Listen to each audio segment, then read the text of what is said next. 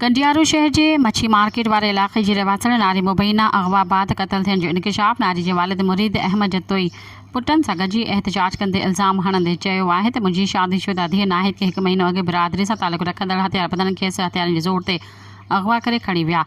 जंहिंजे अगवा ख़िलाफ़ असां हद जे थाणे ते पुलिस जे बाला ऑफिसरनि वटि दाहूं कयूं पर को बि इंसाफ़ न थियो। 2 ॾींहं अॻु बासरनि फ़ोन करे चयो त तुंहिंजी न्याणी खे क़तल कयो वियो आहे, संदसि लाश खणी वञ। हुन चयो त उते पहुची जॾहिं असां मथां फायरिंग कई वई, जंहिं करे असां उतां सर बचाए वापसि पहुतासीं। मुंहिंजी त न्याणी जो लाश बि नाहे मिलियो। बासर मूं समेत मुंहिंजे पुटनि खे जान सां मारण जी धमकियूं ॾेई रहिया आहिनि। मुंहिंजी त न्याणी जी का बि ख़बर नाहे। बासरनि ख़िलाफ़ पुलिस को बि क़दम खणण लाइ तयारु नाहे, जंहिं सबबु असां ख़ौफ़ ऐं हिरास में आहियूं। मूंसां नाहक कयो वियो आहे। हुननि SSP नशो फ़िरोज़ ऐं वसवारनि खां मुतालबो कयो त बासरनि जे ज़ुल्म जो नोटिस वठी कानूनी कार्रवाई करे इंसाफ़ फराहम कयो वञे। सब्सक्राइब कयो अवामी न्यूज़ HD खे ऐं ताज़ा तरीन ख़बरुनि लाइ ॾिसंदा रहो अवामी न्यूज़ HD।